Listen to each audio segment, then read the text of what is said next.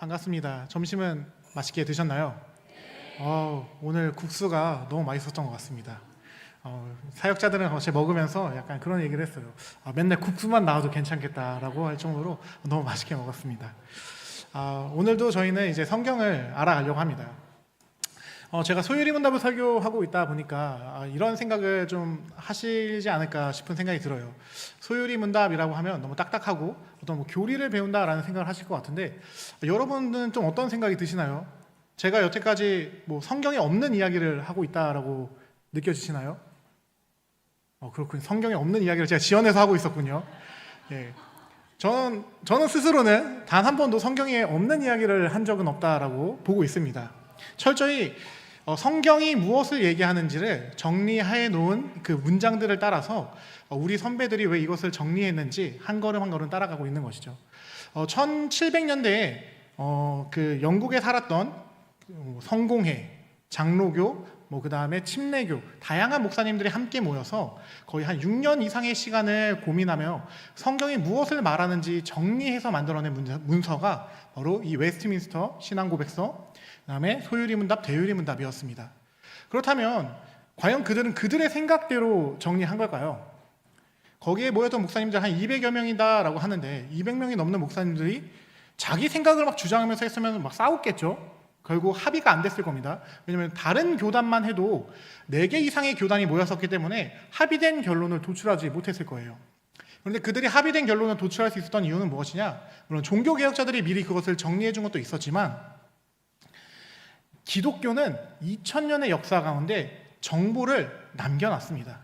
예수님의 제자들이었던 사도들은 성경을 남겼고요, 사도들의 제자였던 속사도들은 디다케와 다양한 문서를 통해 예수님이 제자들에게 뭘 가르쳤는지를 남겨놨어요. 여러분 본 적 없으시죠? 저도 원문은 본 적 없습니다.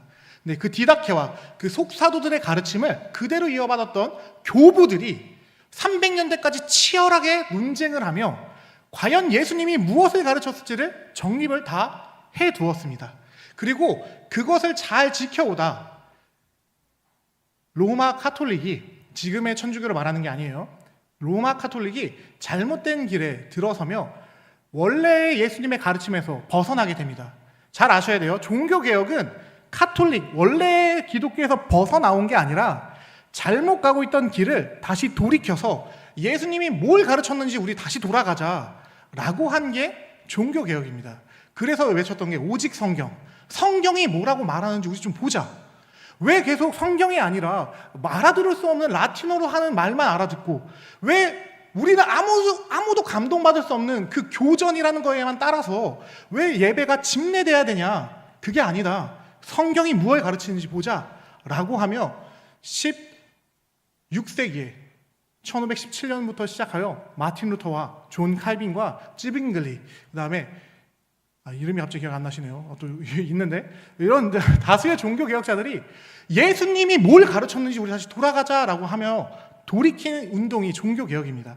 그리고 그 반열에서 그렇다면 우리가 무엇을 쫓아가야 하냐? 지금 너무 영국의 교회가 나눠졌는데 예수님이 뭘 가르쳤는지 우리 다시 돌아가자라고 해서 모였던 총회가 웨스트민스터 총회였고, 그 총회의 결과로 나온 문서가 우리가 지금 배워나가고 있는 소유리 문답이다라는 겁니다.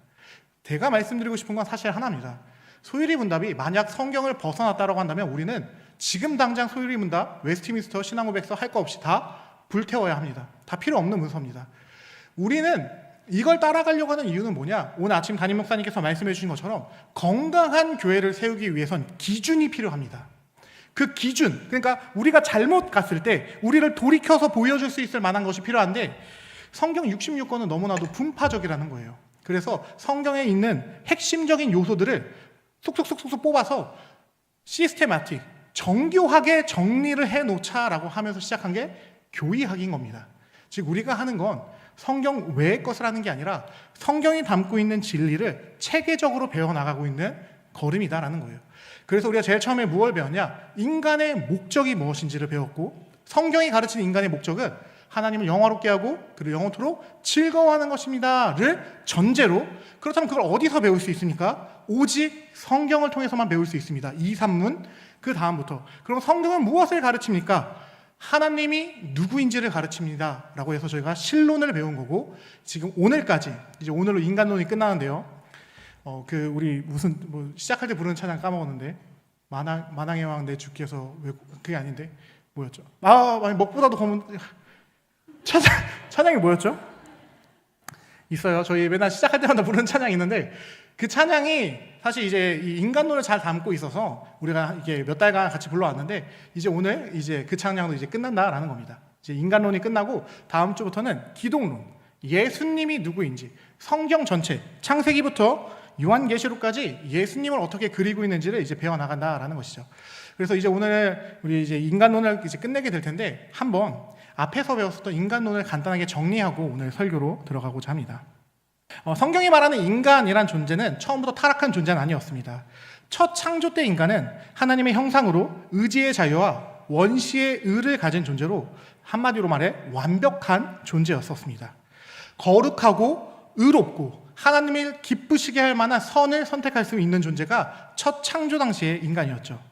그런데 첫 사람이었던 아담은 이 지혜에서 타락합니다. 그에게 주어졌던 가장 고상한 자유의지를 가지고 이 하나님이 주신 원시의를 버리는 선택을 했다라는 것이죠.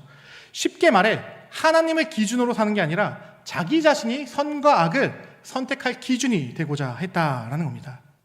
그런데 문제는 아담은 개인이 아니었다라는 거예요. 하나님과 모든 인류를 대표해 언약을 맺은 당사자가 아담이었습니다. 그리고 아담이 하나님을 버린 선택은 결국 아담의 대표의 자격으로 인해 그의 후손들에게 전가되게 되었습니다.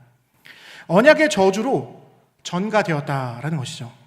그래서 모든 인류는 아담이 먹었던 그 마음, 그 악한 마음, 내 마음대로 할래, 하나님의 기준대로 사는 게 아니라 내가 좋은 대로 할래라는 마음을, 내가 선악을 선택할래라는 그 오염된 상태를 갖게 되었다라는 겁니다. 그리고 아담의 첫 범죄, 죄책, 그 영원히 죽어야 하는 형벌 또한 우리는 원죄로 인해 가진 상태가 되었다라는 것이죠. 그 누구도 하나님을 찾지 않고 하나님을 원하시는 선을 행하지도 못하는 존재, 이것이 성경이 말하는 죄인의 상태입니다. 네, 성경은 인간이 난 죄 짓기 싫어요 억지로 이렇게 죄를 짓는다고 말하지 않습니다. 그냥 살아가는 모든 게 그냥 그 존재 자체가 죄인이기 때문에 죄된 행동밖에 나을 수 없는 존재가 됐다, 자발적으로 죄를 짓는 존재가 됐다라고 말합니다. 이게 바로 성경의 표현대로 하면 죄의 종되었던 너희들이라고 표현하는 것이죠. 그런데 이 놀라운 진리가 그러지 않기를 바라는데, 모태신앙을 가진 분들에게는 쉽게 다가오지 않는 경우를 제가 좀 본 적이 있습니다. 왜냐하면 본인들은 예수를 안 믿었던 적이 없었기 때문에 자기는 그 원죄와 그렇게 긴밀하게 관계되어 있다라고 생각하지 못하는 경우가 있다라는 거예요. 그런데 모태신앙도 마찬가지입니다. 우린 인간이라는 존재면 본질상 진노의 자녀였습니다. 믿는 가정에서 태어나 어려서부터 말씀을 듣는 거, 우리 아까 친구들도 너무 귀했는데 그렇게 찬양할 수 있는 거 너무너무 감사한 일이지만, 그럼에도 불구하고 모태신앙도 성경은 말합니다. 인간이기에 그들도 원죄를 가지고 있고 그 죄로 인해 그리스도의 대속함이 필요하다라고 말이죠. 네, 아담의 후손인 모든 인간은 원죄에서 자유롭지 않다라는 걸 꼭 기억해 주셨으면 좋겠습니다. 우리의 자범죄가 안 중요하다는 거 아니에요. 우리가 죄를 짓는 것도 반드시 회개해야 할 죄지만, 사실 우리가 어떠한 행위적인 죄를 해서 우리한테 죄인이라고 성경은 말하지 않습니다. 우리가 아담의 후손이기 때문에 성경은 너가 죄인인 거야 라고 말하고 있다는 거예요. 그리고 성경은 이러한 인간에게 비참하다라고 이야기합니다. 그렇다면 무엇이 비참한지 한번 19문을 통해 우리가 함께 살펴보도록 하겠습니다. 제가 한번 문을 읽도록 하겠습니다. 사람이 타락한 지위에서 비참한 것이 무엇인가?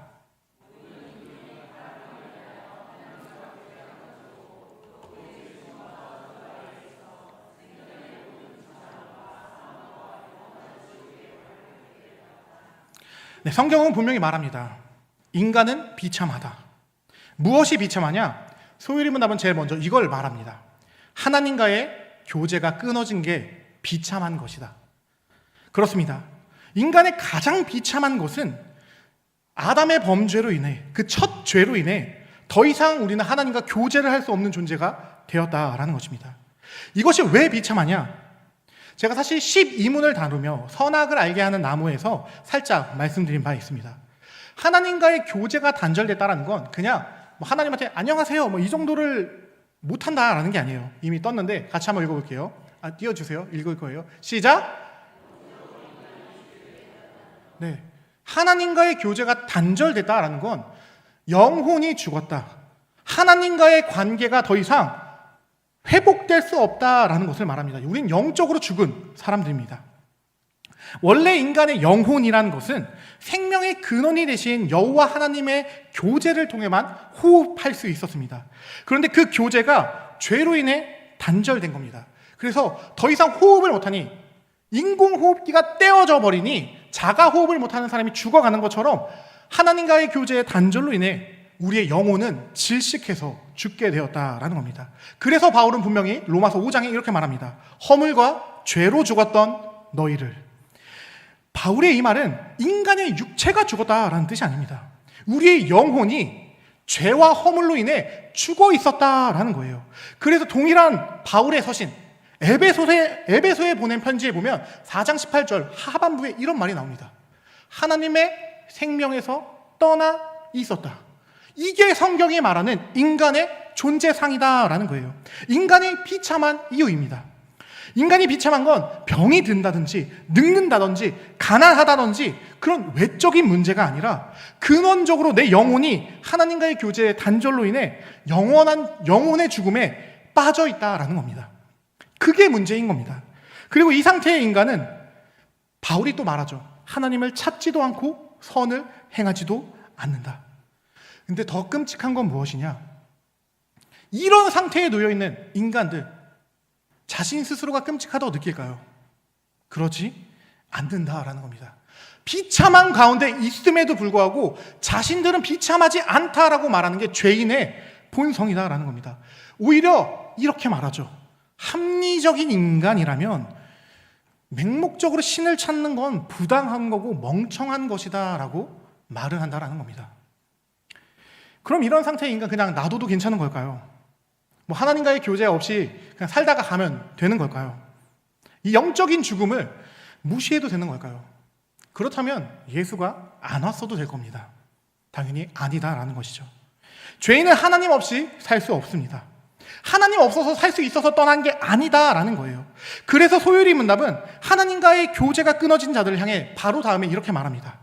하나님의 진노와 저주 아래에 있다. 지난주에 살펴본 죄에 대한 책임은 인간이 짊어져야 한다라는 겁니다. 무한한 하나님의 진노와 저주를 죄인은 감당해야 한다라는 거예요. 그렇습니다. 타락한 인간은 단순히 원죄의 오염으로 영혼만 죽은 것으로 끝난 것이 아니라 하나님의 법정에서 너는 죄를 범한 죄인이야 유죄 판결을 받은 존재다라는 겁니다. 참고로 말씀드리면 하나님의 진노 이 표현은 무슨 통제되지 않는 분노 이런 걸 말하는 게 아닙니다. 거룩하신 하나님께서 죄악을 미워하시고 심판하시는 하나님의 공의를 말한다라는 거예요. 그래서 우리는 반드시 기억해야 합니다. 하나님의 진노와 심판, 저주는 죄인들을 무슨 교육하고 또 교화하기 위해서 존재하는 게 아닙니다. 무슨 사회에서 하는 심판처럼 이 사회를 보호하기 위한 것도 아니에요.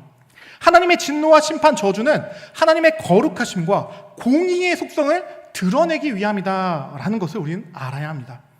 네, 우린 아담 안에서 원죄를 전가받았기에 이 죄에 대한 책임을 짊어져야 합니다. 간혹 이런 죄에 대한 이야기, 지옥에 대한 이야기를 하면 사랑의 하나님이 어떻게 사람을 지옥 형벌에 보내십니까? 라는 질문을 하는 분들을 보게 됩니다. 그러나 그건 하나님의 거룩과 공의를 무시하고도 무시한 아주 나쁜 태도입니다. 성경은 곳곳에서 하나님께서 세상을 심판하신다 선언합니다. 하나님 앞에서 범한 죄악으로 인해 세상을 심판당해야 한다라고 성경은 선언하고 있다라는 겁니다. 우린 기억해야 합니다. 하나님은 사랑의 하나님이면서 동시에 공의의 하나님이다라는 사실을 말입니다. 하나님은 조금의 죄도 그냥 넘어가실 수 없는 분입니다. 그분의 공의와 거룩은 반드시 죄를 심판하도록 하나님을 이끌어 가신다라는 겁니다. 그리고 그 거룩과 공의를 올바르게 깨달을 때 우리는 십자가를 더 뚜렷하게 보게 되는 겁니다. 왜 예수님이 십자가에 달려야 합니까? 그 죄가 뭐라고? 우리의 죄를 하나님 앞에서 우리가 받아야 되는 그 진노의 십자가를 갈라디아서에서 지난주에 우리가 살펴본 것처럼 예수님이 담당하심으로써 우리의 죄에 대한 심판을 예수께서 해결해 주시는 하나님의 공의가 해결되는 사건이다라는 겁니다. 그래서 공의가 전제되지 않은 사랑은 진짜 사랑이 아니다라는 걸 우리는 깨달아 알아야 합니다. 계속해서 소율이 문답은 인간의 비참함을 이야기합니다. 바로 영혼의 죽음 다음 이 생의 모든 것이 비참하다라는 사실을 말해줍니다. 사실 우리가 살아가는 이 세상이 비참한 이유는 우리 인간이 타락했기 때문입니다. 네, 죄는 인간의 몸과 마음, 관계와 노동, 사회와 문화, 자연과 피조 세계 전체를 무질서와 탄식 아래 떨어지게 했습니다. 우리가 살아가는 세상은 정상적인 세상이 아니다라는 겁니다. 쉽게 우리가 지금 늙고 있는 이 생의 주기, 병드는 것, 종래에는 결국 그래서 죽음을 맞게 되는 이 모든 것이 죄악 때문이다라는 것이죠. 그런데 단순히 죄는 우리 개인만 망가뜨리지 않았습니다. 하나님이 선하게 창조하신 이 세상 자체를 죄악이 깨트렸다라는 겁니다. 원래 이 세상은 사자와 어린 양이 뛰놀고 독사굴에 어린아이가 손을 넣어도 아무 일이 없어야 하는 곳입니다. 그게 하나님의 선한 창조 세계였습니다. 그런데 지금 어떻게 됐습니까? 죄악으로 망가져서 사자와 어린 양을 같이 두면 어린 양은 10초 안에 죽을 겁니다. 독사굴에 우리 해율이가 손 넣으면 해율이 바로 병원 가야 합니다. 근데 이제는 그렇지 않다는 거예요. 그래서 이사야서에서 다시 회복될 하나님 나라의 상을 이런 약육강식의 세계가 아니라 어떠한 무언가에게 피해를 주는 독이 있는 세계가 아니다라는 식으로 표현했다라는 겁니다. 네, 다 죄악으로 망가진 겁니다. 서로가 서로를 시기하고 질투하고 경계하고 미워하고 상처를 주고 상처를 받게 되는 세상이 죄 때문에 원죄 때문에 생겨났다라는 겁니다. 특별히 창세기는 인간의 타락으로 인해 땅이 저주를 받아 엉겅퀴와 가시를 내게 되었다라는 이야기까지 합니다. 선한 세계가 파기되었다라는 것을 우리에게 직관적으로 보게 하는 장면이죠. 여러분은 하나님의 선한 세계에 처음부터 독사와 족충, 송곳과 날카로운 발톱 등이 있었을 것이다 라고 생각하시나요?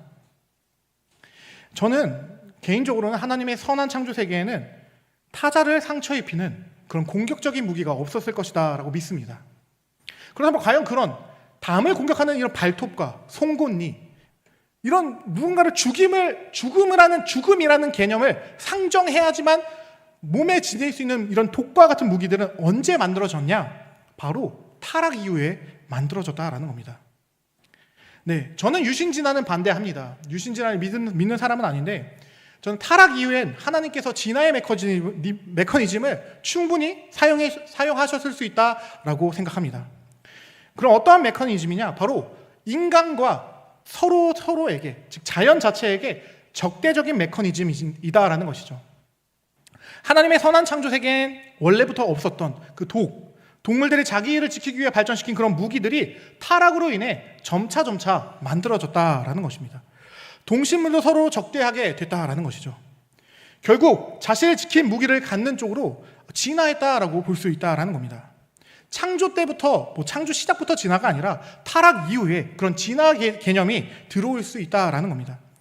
결국 오늘 본문에서 말하고 싶은 것은 무엇이냐? 모든 피조물들이 오늘 본문의 말씀처럼 죄로 인해 허무와 썩어짐에 굴복할 수밖에 없는 존재들이 되었다라는 겁니다. 발톱으로 누군가를 죽여야지만 먹고 살 수 있게 되고, 도구로 누군가를 마비시켜야지만 먹고 살 수 있게 되는, 사람도 서로가 서로에게 적대하고 칼을 들이미게 되는 세상이 됐다라는 말씀입니다. 타락이 없었다면 서로 우린 적대할 일이 없었고 공격할 일이 없었으며 행복했을 것입니다. 그러나 타락 이후엔 어떠한 생물은 육식을 해야 되게 됐고 어떠한 생물은 육식을 하지 않더라도 자신을 지키기 위해 다른 존재를 죽여야만 하는 상황이 발생했다라는 겁니다. 그런데 이건 단지 피조 세계에서만 일어난 일이 아니다라는 겁니다. 인간 사회 안에도 타락으로 인해 심각한 문제들이 발생했습니다. 인간의 신체는 아까 말씀드린 대로 노화하기 시작합니다. 질병에 공격당하기 시작합니다. 고통이 생겼습니다. 정신적으로는 불안과 혼란과 고뇌가 들어오게 되었죠. 원래라면 항상 기쁘고 즐거움만 가득해야 할 인간의 생애에 불안, 혼란, 고통이 죄악으로 인해 생겨나게 되었다라는 겁니다. 그리고 이렇게 타락으로 자기 중심, 내 마음대로 하고 싶어하는 인간들은 서로 충돌하기 시작합니다. 나의 마음을 넘는 나의 자유를 침범하는 자들을 적대하기 시작했다라는 겁니다. 이로 인해 하나님의 선한 창조 세계는 죄인들의 욕망의 전쟁터가 되었다라는 거예요. 아시겠지만 모든 갈등의 근원은 언제나 내 생각과 다르다라는 것에서부터 시작합니다. 그리고 이 갈등이 극에 달하면 전투와 전쟁으로까지 이어지게 되는 것이죠. 이 모든 것이 그 내 마음대로 하고 싶어하는 인간의 원죄에 의한 비참함이다라는 것을 성경은 가르쳐주고 있다라는 겁니다. 하나님을 기준으로 하나님의 뜻대로 살아갔다면 발생하지 않을 그 모든 일들이 죄악 하나 때문에, 아담이 하나님을 버리는 선택을 함으로 말미암아, 그것이 대표성의 원리에 의해 이 모든 인간들에게 전가됨으로 말미암아 이 세상이 이렇게 악한 공중 권세자들, 사단의 세력에 굴복하게 되었다라는 겁니다. 우리 인간은 이제 더 이상 올바른 지성적인 행동을 할 수 없고, 나의 감정도 죄악으로 망가졌고, 나의 의지마저, 나의 온 전인격이 죄악으로 인해 제대로 작동하지 못하게 되었다라는 겁니다. 누군가를 상처 주고 싶지 않아도 상처를 줄 수밖에 없는 이런 존재가 되었고, 합리적인 선택을 한다라고 다 따지고 선택을 하지만 결국에는 내 감정이나 다른 어떠한 밑바탕 기저에 있는 그것에 의해서 비합리적인 선택을 할 수밖에 없는 존재가 되었다라는 것이죠. 그러나 이 죄가 만든 비참함은 여기서 끝나지 않습니다. 더 끔찍한 것은 무엇이냐? 인간은 결국 죽을 수밖에 없다라는 겁니다. 여러분, 사망, 이 죽음이라는 개념은 자연스러운 결과가 아닙니다. 성경은 분명히 말합니다. 죽음은 죄로 인해 들어온 형벌이자 원수다라는 것이죠. 그래서 인간이 자연스럽지 않은 죽음을 두려워하고 무서워하는 것입니다. 왜? 본래의 창조 질서에는 없어야 하는 것이기 때문에. 원래라면 우리는 하나님의 뜻 안에서 영생으로 나아가야 하는 존재였습니다. 그러나 우리의 죄악으로 말미암아 우리는 죄로 인해 침입한 비정상적인 원수 사망의 노예가 되었다라는 겁니다. 그러나 이건 하나님의 엄중한 형벌이기도 하죠. 하나님께서는 죄인인 인간에게 분명히 선언하십니다. 넌 흙으로 지음 받았으니 흙으로 돌아가라. 네. 그렇기 때문에 예수로 말미암아 소망이 없는 이들은 죽음을 두려워할 수밖에 없습니다. 예수로 인해 부활에 대한 희망을 품을 수 없는 이들은 죽음 앞에서 무너질 수밖에 없습니다. 이 세상에서도 비참하게 살다가 마지막에는 끝내 영원한 영결식이라는 것을 맞이할 수밖에 없는 존재가 인간이 되었다라는 겁니다. 우리는 하나님과의 교제도 끊기고 하나님의 진노와 저주 아래 살아가다 이 세상에서 온갖 비참함을 다 경험하다 마지막엔 육체의 사망에까지 이른다라는 겁니다. 그런데 성경은 이게 끝이 아니다라고 말합니다. 영혼의 죽음이 해결되지 않은 상태로 육체의 죽음까지 맞이한 인간에게 더 끔찍한 비참함이 남아있다라고 성경은 분명히 말합니다. 바로 5번째, 영원한 지옥 형벌입니다. 이 영원한 죽음은 우리가 제일 처음 살펴봤었던 영적 죽음의 절정이자 완성입니다. 간단하게 말씀드리면 영혼의 죽음이 해결되지 않은, 즉 예수님의 표현대로 하면 니고데모의 대화 속에서 물과 성령으로 거듭나지 않은 자는 성령의 중생함을, 나의 영혼을 다시 살려주시는 그 성령 하나님의 은혜를 맛보지 않은 자는 죄인의 말로인 지옥에 들어가게 된다라는 겁니다. 근데 그리스도의 대속함으로 거듭나지 못한 죄인은 영원한 지옥에 갈 수밖에 없습니다. 그리고 성경은 원래 모든 인류, 아담의 후손들, 한 명도 빠짐없이 아담 때부터 예수님이 다시 오실 때까지의 모든 인류는 무조건 지옥에 들어가야 한다라고 가르치고 있다라는 겁니다. 그것이 하나님의 공의의 심판이기 때문에. 네, 그렇기 때문에 인간의 죄는 가벼운 게 아닙니다. 왜냐? 영원한 왕이자 만왕의 왕이자 만주의 주인 삼위일체 하나님을 거부하고 버린 것이 우리의 죄악이다라는 겁니다. 그리고 성경이 이 죄악의 무게를 이렇게 말합니다. 너희가 지옥에 들어가야 되는 죄의 무게는 그리스도의 생명의 무게다라고 말이죠. 근데 죄인이 영원한 지옥에서 벗어날 길은 반대로 말하면 그 생명 대신 예수를 붙잡는 믿음밖에 없다라는 겁니다. 그가 날 위해 대신 하나님의 저주를 담당하시고 나를 그 저주에서 구원하셨다라는 것을 믿어야지만 그 영원한 지옥 형벌에서 벗어날 수 있다는 것이 성경의 진리다라는 겁니다. 이것 말고는 지옥에서 벗어날 방법이 없습니다. 기억하시길 바랍니다. 지옥은 하나님께서 죄인들을 막 괴롭히고 싶어서 너 얼마나 뜨거워하는지 보자 이런 거 하시려고 만들어 놓은 장면이 장소가 아닙니다. 오히려 지옥이 있음으로 말미암아 하나님의 거룩과 공의가 완벽하게 세워진다라는 겁니다. 근데 지옥은 하나님의 의로움의 방증입니다. 근데 거룩과 공의를 드러내기 위해 지옥이 필요한 것이지 하나님이 우리를 괴롭히기 위해 지옥을 만들어 놓은 게 아니다라는 겁니다. 왜냐하면 지옥에 들어가는 이들의 죄가 말씀드렸다시피 가볍지 않기 때문입니다. 우리는 가끔 이런 생각합니다. 예수 안 믿으면 지옥 가. 예수 천국, 불신 지옥. 완전히 틀린 말은 아닌데 단순히 예수를 안 믿어서 지옥에 가는 게 아닙니다. 성경은 단순히 예수를 안 믿는 게 가벼운 죄다라고 얘기하는 게 아니다라는 겁니다. 그들이 지옥에 들어가는 죄는, 불신자들이 지옥에 들어가는 죄의 무게는, 죄의 진짜 이유는 무엇이냐? 예수를 안 믿은 것이 아니라 영원하시고 무한하신 삼위일체 하나님을 거부하고 무시하고 적극적으로 하나님을 향해 반역했던 죄에 대한 죄목으로 지옥에 들어가는 거다라는 겁니다. 그리고 이 죄목으로부터 구원받기 위해서 우리가 붙잡아야 되는 것이 무엇이냐? 예수다라는 겁니다. 성경의 논리는 이렇게 갑니다. 단순히 내가 예수 안 믿어서 지옥 간다라고 얘기하지 않는다라는 겁니다. 우리는 이거를 표면적으로 이 모든 걸 다 이해한 다음에 만들어낸 문장이 예수 천국 불신 지옥인 거지, 성경의 전제는 너희는 원래 죄인이야. 하나님을 버리고 나아갔으니까. 그런데 너희를 구원하기 위해서 예수께서 오셨어. 그러니까 너희가 그 예수를 붙잡아야 돼. 그런데 그 예수를 붙잡으면 어떤 일이 있냐? 이 죄가 예수로 말미암아 사해져. 왜? 예수가 너 대신 그 모든 죄 십자가에서 다 해결하셨거든. 이게 성경의 논리다라는 겁니다. 우리는 이걸 가장 기억해야 합니다. 우린 그리스도의 보혈로 영원한 하나님의 진노에서 건짐받은 사람들이다라는 겁니다. 인간의 입장에선 영원한 형벌이 지나치게 느껴질 수 있습니다. 그러나 죄의 무게는 죄를 짓는 데 걸린 시간, 숫자, 다시 말씀드리면 우리가 살아가면서 지은 죄로 인해서 지옥 형벌이 확정되는 게 아닙니다. 성경이 말하는 죄는 너는 원래부터 지옥에 가야 될 존재였는데 태어나서도 여전히 그 지옥 갈 죄목을 가지고 죄를 만들어내고 있는 것 뿐이야 라는 이야기를 한다는 겁니다. 우리가 이걸 분명하게 이해해야 합니다.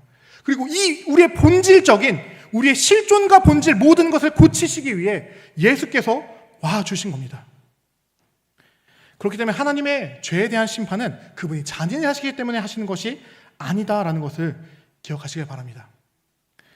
죄는 영원히 거룩하시고 의로우신 하나님을 거부하고 내가 내 삶의 주인이 되겠다라고 했던 반역에 대한 일입니다.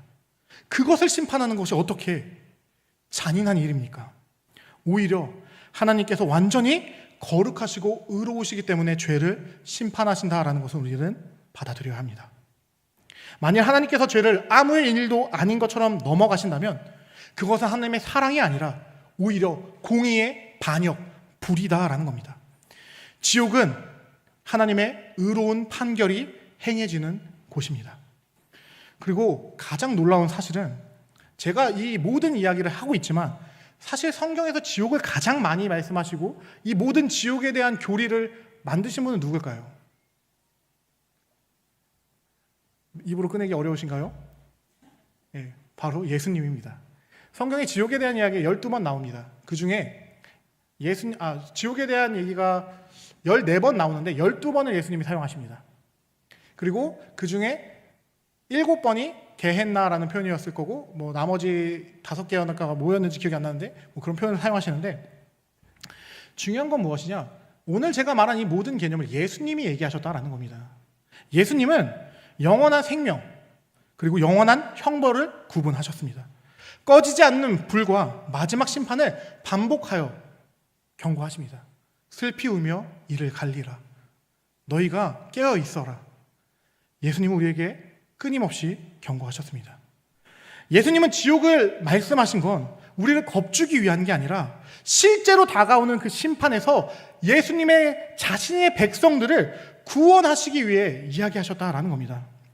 그렇기에 저는 여러분 앞에서 분명히 이 이야기를 해드리고 싶습니다. 간혹 교회 안에 제가 존경하는 목사님이긴 한데 존 스투트 목사님이라는 분이 있습니다. 영국의 아주 위대한 목사님인데 그분은 딱 한 부분에서 저와 함께 가지 못하는데요. 제가 당신이 저와 함께 갈 수 있습니다, 없습니다, 이거 하는 사람은 아니지만 어떤 부분이냐? 존 스투트 목사님이 이렇게 말합니다. 영혼 멸절설. 무슨 말이냐? 사랑의 하나님이 영혼을 영원히 고통받게 하실 일이 없다. 예수님이 그냥 과장해서 이야기한 것뿐이다. 영혼은 없어질 거다. 지옥 갈 영혼들은 없어질 거다. 이런 얘기를 존 스투트 목사님이 하셨습니다. 그러나 그 말은 거짓입니다. 예수님은 분명히 영원한 형벌을 이야기하셨습니다. 영원한 죽음의 개념은 영혼이 소멸한다라는 개념이 아니라 그들이 하나님의 영원한 호의와 교제 가운데서 끊겨진 상태로 공의로운 심판을 받는다라는 이야기다라는 겁니다. 또한 어떤 분들은 이런 이야기를 주장하시기도 합니다. 사랑의 하나님이 어떻게 누구를 지옥을 보내시겠냐? 그냥 예수님이 긴장하라고 우리에게 지옥을 얘기하신 거고 사실은 다 우리 구원하실 거다. 일명 만인 구원론이죠. 그러나 이것 또한 예수님의 가르침을 그냥 우화, 그냥 예수님의 어떠한 강력한 이야기로 그 정도로 치부해야 하는 것이기 때문에 저는 받아들이지 않습니다. 저는 예수님이 말씀하신 그대로 예수님께서는 영생과 영벌을 분명히 구분하셨으며 성경은 구원이 모든 인간에게 당연히 주어지는 권리가 아니라 택하신 백성에게 베푸신 하나님의 은혜다라고 선포하고 있기 때문에 그 입장을 받아들인다라는 겁니다. 분명히 예수님은 요한복음 내내 말씀하십니다. 아버지께서 택하신 자를 나에게 보내주시는 거다. 너희가 나를 믿고 싶어도 너희의 힘으로 믿는 게 아니라 아버지께서 나에게 보내주셔야 나를 믿을 수 있다라고 말이죠. 영원한 형벌을 가볍게 여기면 기억하시길 바랍니다. 단순히 인간의 죄를 가볍게 여기는 게 아닙니다. 하나님을 사랑스럽게 만드는 게 아닙니다. 우리를 위해 그 형벌, 그 영원한 지옥 형벌에서 우리를 건지시기 위해 피 흘리신 그리스도의 그 보혈의 값을 똥값으로 만드는 것이다 라는 겁니다. 우리가 무엇으로 구원받았는지 알아야 합니다. 우리는 예수 그리스도의 그 십자가 보혈로, 그 십자가의 은혜로 구원받은 사람들이다라는 것을 기억하시길 바랍니다. 말씀을 맺겠습니다. 저희는 오늘 소유리문답을 통해 성경이 가르치는 인간의 비참함이 무엇인지 함께 살펴보았습니다. 간단히 정리하면 이렇게 됩니다. 인간은 아담의 범죄로 인해 하나님과의 교제를 잃었고 하나님의 진노와 저주 아래 놓이게 되었으며, 그리고 이 땅 가운데의 모든 삶은 비참함을 경험하다가 결국에는 육체도 비참함 가운데서 죽음에 이른다. 그리고 이 모든 영혼의 죽음, 즉 성령 하나님의 중생함을 경험하지 못한 존재는 영원한 형벌, 지옥에 떨어지게 된다라는 이야기를 했다라는 겁니다. 너무나도 사실 절망적입니다. 그런데 더욱 비참한 것은 인간은 자신이 이 상태에 있다는 것을 모른다라는 겁니다. 불신자를 잡고 내가 사랑하는 사람에게 너 이렇게 가다간 지옥에 갈 수밖에 없어 라고 말하면 코웃음 치는 게 너무나도 다반사다라는 것이죠. 제가 서울에 있는 모 교회에서 사역을 할 때 그 교회는 전도 축제라는 걸 했어가지고 막 애들에게 전도를 하라고 강조했을 때 한 어린아이가 저한테 이렇게 말했습니다. 목사님, 자기한테 전도하라고 강요하지 말래요. 왜 그러냐 했더니 전도하면 애들이 다 무시한대요. 안 온대요. 전도하면 안 된대요. 쪽팔리대요. 당연한 거예요. 왜냐하면 인간은 자기가 지옥으로 향하고 있다는 것을 모르기 때문입니다. 그래서 예수님이 말씀하셨죠. 맹인이 맹인을 인도하면 같이 구렁텅이에 떨어질 수밖에 없다. 들을 귀와 볼 눈을 가진 자가 온전한 진리를 깨달아서 그 길이 좁고 협착한 길이다 할지라도 이 길로만 가야지만 생명을 얻을 수 있다는 것을 알기에 다른 이들에게도 이 길을 권한다라는 겁니다. 사실 소율이 문답은 오늘은 이 비참함까지만 얘기합니다. 그러나 우리는 알고 있습니다. 성경은 인간의 마지막이 비참함이다라고 이야기하고 끝나지 않습니다. 아무런 소망도 없던 우리를 구원하시기 위해 창세 전부터 성부께서 계획을 세우시고 2000년 전에 예수께서 이 땅에 오셔서 우리를 위한 모든 구속을 십자가와 부활을 통해 완성하셨다라는 것을 이 성경 66권이 우리에게 들려준다라는 겁니다. 그렇게 죄인은 자신의 힘과 공로가 아니라 오직 예수 그리스도를 믿는 믿음으로 이 죄와 비참함에서 건진받는 겁니다. 그래서 종교개혁자들이 이 지점에서 이렇게밖에 외치지 못했던 겁니다. 오직 은혜다. 내가 할 수 있는 것이 아니라 오직 은혜다. 오직 성경을 통해 우리는 오직 그리스도를 만나고 그 그리스도를 믿는 믿음으로 말미암아 은혜로서 우리는 구원받는 거다. 에베소서 2장 8절에 말하죠. 우리의 믿음마저도 하나님의 선물이다. 우리 모든 것을 선물로 받은 자들이다 라는 겁니다. 여러분, 이 사실을 꼭 기억하시길 바랍니다. 우리는 소망 없는 탄식을 하는 사람들이 아닙니다. 우리는 그리스도 구주를 바라보는 사람들이다라는 겁니다. 여러분이 누리고 있는 이 놀라운 기적과 이 모든 것이 우리의 노력과 힘으로 우리가 쟁취해낸 것이 아니라 삼위 하나님께서 우리에게 은혜로 준 아름다운 선물이다라는 것을 기억하시길 바랍니다.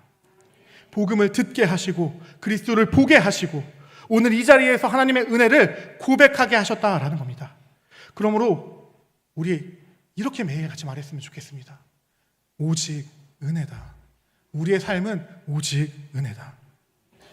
물론 여전히 우리가 살아가는 삶은 비참함이 넘칠 것입니다. 때론 우리가 병에 들 수도 있고 아파하기도 하고 피조물이 탄식하는 것처럼 우리도 탄식하게 될 겁니다. 죄로 인해 상처 주고 싶지 않은 내가 사랑하는 사람들에게도 상처 줄 때가 있을 것이고 가까운 사람을 아프게 하는 때도 있을 것입니다. 이게 바로 이 죄로 망가진 비참한 현실이죠. 그래서 그리스도께서 우리에게 오신 것입니다. 그리고 우리에게 교회를 주신 것입니다. 그 가운데서 우리가 악함과 비참함을 정복해 나아가라고, 그리스도의 복음으로 말미암아 그 놀라운 은혜로 말미암아 내가 받은 은혜를 기억함으로 내가 누군가에게 지적질하고 판단하는 것이 아니라 내가 받은 그 은혜로 말미암아 사랑하고 섬겨가며 하나 되어가는 것. 담임 목사님의 2주의 설교를 연속해서 들으셨다면 아셨겠지만 우리는 사람의 생각으로 판단하지 않습니다. 성경의 기준으로 판단하는 사람들입니다. 심지어 그 판단도 그냥 성경이 이러니까 이래야 돼 라고 말하는 사람들이 아니라 그리스도의 은혜로 말미암아 그 사람도 그리스도의 구속함을 받았다는 것을 깨달음으로 말미암아 눈물로써 그 사람을 지적할 수밖에 없다는 것을 아는 사람이다라는 겁니다. 예수님께서 왜 교회에서 7일을 하라라고 말씀하셨습니까? 마태복음에 2번이나 교회에서 7일을 해야 된다라고 예수님이 가르치시는데 그때 왜 말씀하십니까? 사랑하기 때문에, 교회가 건강해야 되기 때문에 그렇다는 것입니다. 여러분, 하나님 나라를, 예수를 소망하십시오. 그리고 그 소망하는 나라를 오늘 내가 살아내십시오. 그리고 분명히 예수께서 다시 오시는 날 그 나라가 완성될 것이다 라는 것을 믿으시길 바랍니다. 그 나라에서는 우린 더 이상 죄로 인해 이런 비참함을 경험하지 않아도 됩니다. 내가 사랑하는 사람에게 상처 줄 일도 없고 서로를 아프게 하며 눈물 흘릴 일도 없을 것입니다. 우리의 몸은 온전히 속량되고 이 피조물도 이 온 지구도 하나님 안에서 새하늘과 새 땅, 신천신지를 누리게 될 것이다 라는 것입니다. 지금은 우리가 탄식하며 그 날을 소망하며 나아가지만 주님께서 분명히 다시 오신다 말씀하셨고 다시 오시면 지금과는 완전히 다른 이 예배 가운데서 느끼는 그 희열을 넘어서 예수와 함께 동행하는 그 즐거움을 영원히 누리는, 말로 할 수 없는 기쁨 가운데 시간이라는 개념을 초월하여 하나님을 누리게 되는 날이 우리에게 다가올 것이다 라는 겁니다. 그러므로 성도 여러분, 그 나라를 기대하시며 오늘 하루를 살아갈 때도 나를 자랑하는 것이 아니라 오늘날에 나를 있게 하신 삼위 하나님의 은혜를 자랑하시는 여러분이 되게 간절히 소망합니다. 우리는 이 비참함의 늪에서 자발적으로는 벗어날 수도 없었던 죄의 코마 상태에 있었습니다. 이런 우리를 그리스도께서 강권적으로 건져 살려내어 주신 것입니다. 이 사실을 기억하시며 이번 한 주도 그리스도인으로 사는 저와 여러분이 되길 간절히 소망합니다. 그럼 이 시간 제가 말씀을 기억하며 기도하도록 하겠습니다.